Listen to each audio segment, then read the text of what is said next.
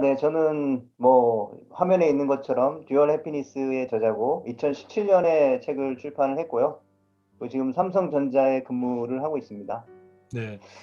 책을 썼고 제가 쓴 책대로 이게 또 일과 삶이 또 모두 행복해질 수 있도록 네. 노력하면서 살고 있습니다. 네. 지금 삼성전자에서 근무하신 지는 얼마나 되셨죠?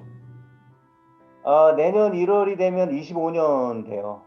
네. 그 삼성의 그 저기 사업부가 많이 있잖아요. 그 네네. 삼성그룹 안에서 25년이고 네네. 첫 직장은 제가 부산의 삼성자동차, 예, 삼성자동차. 삼성자동차에 갔다가 IMF 때 이제 그 구조조정하면서 저 메모리 사업부에 갔다가 네. 또 지금은 이제 비메모리 시스템 반도체라고 해가지고 네. 그쪽으로 옮겨와서 일을 하고 그러면서 이 직종 그 안에서의 그 업무도 음. 다양하게 했었죠. 그러니까 그팀 이름은 전략 마케팅 네. 팀이고요. 네. 그 안에서 이제 어떻게 보면은 뭐 마케팅 플래너라고 할 수 있는데 네. 어, 전략, 뭐 기획, 뭐 분석 업무 이런 네. 것들을 좀 많이 하고 있죠. 그래서 예. 그 후방에서 좀 지원하는 뭐 저는 뭐 운이 좋아서 해외 근무 경험도 가졌는데 복귀하고 나서는 후방에서 지원하는 업무를 주로 하고 있습니다. 음. 일본에서 계셨었죠? 네네네. 네. 5년 했습니다. 네. 처음에 2012년도에 돌아왔다가 거기서 이제 홈스쿨링을 했었기 때문에 그 지구촌 교회에 글로벌 아카데미 거기에서 이제 홈스쿨링 모임이 있었어요. 가족 모임이. 그래서 거기서 한 1년 정도 하다가 근데 이제 조금 다른 거를 아이에게 책을 읽히고 싶어가지고 2013년 아마 여름쯤에 네. 목사님 소개를 받고 간 것 같아요. 네. 갔다가 거기서 이제 와이프 그 수민이를 거기서 이제 교육을 했는데 부모가 또 교육을 받아야 된다. 그래서 와이프가 거기서 한 1년 정도 독서 지도사 과정을 또 받았죠. 그렇죠. 2급 2급 과정, 받고 1급 과정 모두 받으셨죠. 그래서 이제 그게 2014년 한 중반 정도 됐던 것 같고 네. 그리고 끝날 무렵에 이제 또 뭐 이렇게 또 목사님과 거기 계신 분들하고 같이 이렇게 또 모임도 가질 수 있었던 것 같고 그게 한 네. 2014년 말 정도 됐던 것 네. 같은데 좀 네, 더 그렇습니다. 제가 정확하게 기억하는 것 같은데요. 네. 근데 어느 날 저한테 저희 남편이 한번 참여하고 싶어 한다. 네, 했어요. 근데 그 이유가 뭐냐면 과정을 다니시면서 뭐 독서와 교육과 관련된 책을 읽고 조금 변화된 모습을 남편으로서 볼 수 있었다. 그래서 음, 어떠한 음. 과정이 진행되는지 내가 직접 한번 참여해도 되는데 청강이 가능하냐 해서 그때 그렇죠. 월차를 내시고 청강했어요. 낮방으로 네, 한번 청강을 하러 오셨어요. 네, 네, 첫 네, 만남에서도 굉장히 에너지가 넘치는 분이라고 하는 것을 느낄 수 있었고 네, 저한테 저녁 클래스는 없냐. 근데 그때는 저녁 네, 클래스가 없었거든요.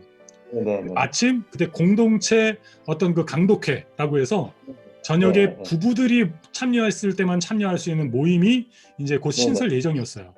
그래서 아, 교육 과정을 네, 마친 뒤에 우리 아버님과 어머님이 함께 저녁 공동체 네, 강독회 과정에 네, 참여하셔서 진행을 네, 네, 했었죠. 네, 네, 네, 제 첫 느낌은 뭐였냐면 일단 네, 아내의 그 변화되는 그 모습, 어떤 그러니까 네, 학습자가 된 거잖아요.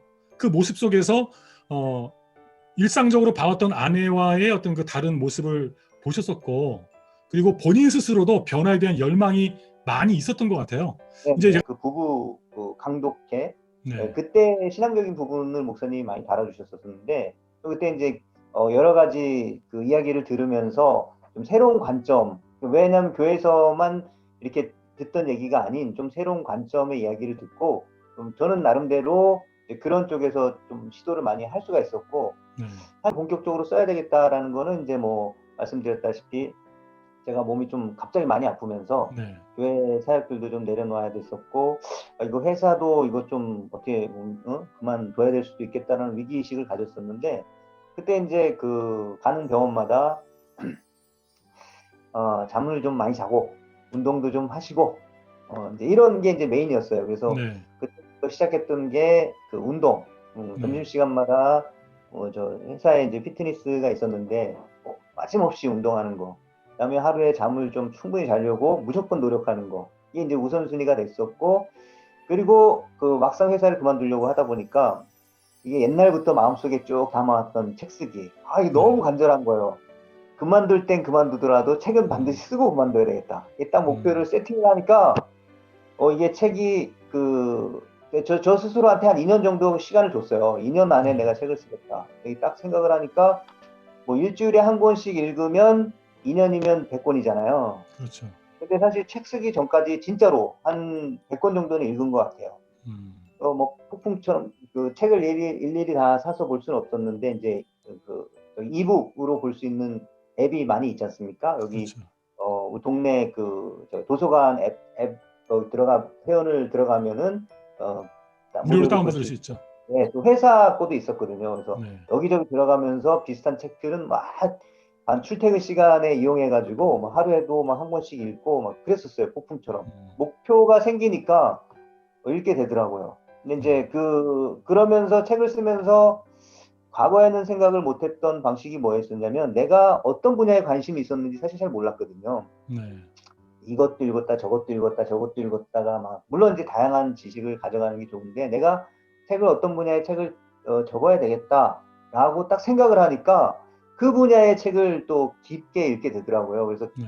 비슷한 분야의 책을 쓰신 분들은 어떻게 생각을 하고 있는지 이런 부분들을 좀 많이 알게 된 계기가 됐었고 또 기본적으로 베이스라인으로 뭐 목사님 그때 이제 그 과정에 있었을 때는 그때 책 쓰신 분들이 뭐 책 쓰기 과정 뭐 이런 거 있잖아요. 책 네네. 쓰기에 관한 책 이런 부분 책들을 좀 많이 읽었었기 때문에 네. 많이 도움이 됐었던 것 같습니다. 네. 제가 우리 선생님이 책을 쓰시고 난 뒤에 네, 책을 쓴 작가로서뿐만이 아니라 막 복화술도 배우고 네네, 교회 활동, 때로는 다른 사회 활동, 말 그대로 퇴근 이후에 굉장히 네, 열정적으로 살아가는 그 모습, 말 그대로 듀얼 네, 해피니스의 삶을 살아가는 모습을 봤거든요. 한번 네네. 그 책 쓰고 난 이후에 듀얼 해피니스를 실천했던 그 네네. 여정들에 대해서 좀 설명 좀 부탁드릴게요. 아, 네. 일단,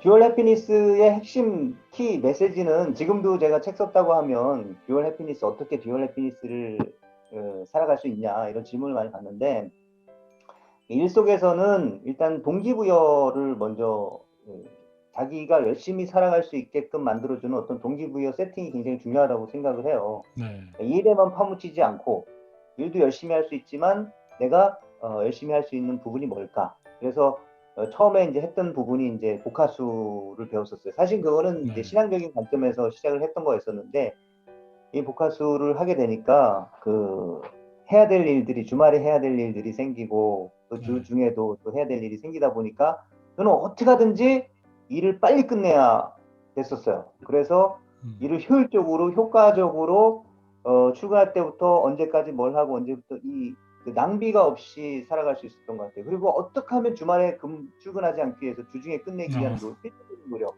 정말 필사적이었거든요. 음, 근데 이제 지금도 그렇지만 어떤 사람은 일부러 주말에 출근하기 위해서 주중에는 좀 설렁설렁하게 일하는 사람들도 아직 음, 있어요. 저는 그런 거는 제 스스로는 용납이 안 되더라고요. 왜냐하면 주말에는 또 가정에서의 또 행복 이런 것들도 추구해야 되기 때문에.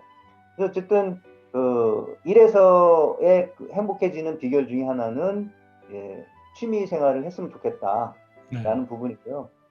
처음에는 이제 취미 생활이었는데 이게 한번 되고 나니까 책에도 썼습니다만 2년 단위로 목표를 설정을 하는데 그냥 목표 설정이 아니에요. 목사님처럼 내가 언제까지만 이 사역을 딱 하겠다.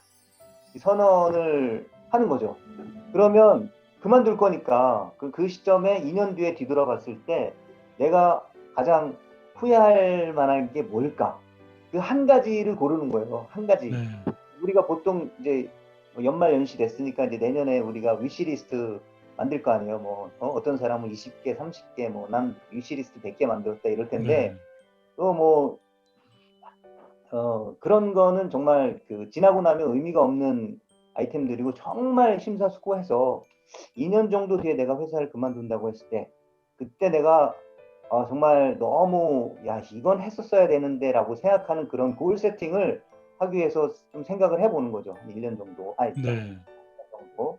그래서 이제 그렇게 생각을 했었던 게 사실은 제가 회사를 그만두려고 딱 생각하고 다른 회사에 이력서를 쓰려고 해보니까 야, 내가 누군가에게 소개할 때 나는 작가다.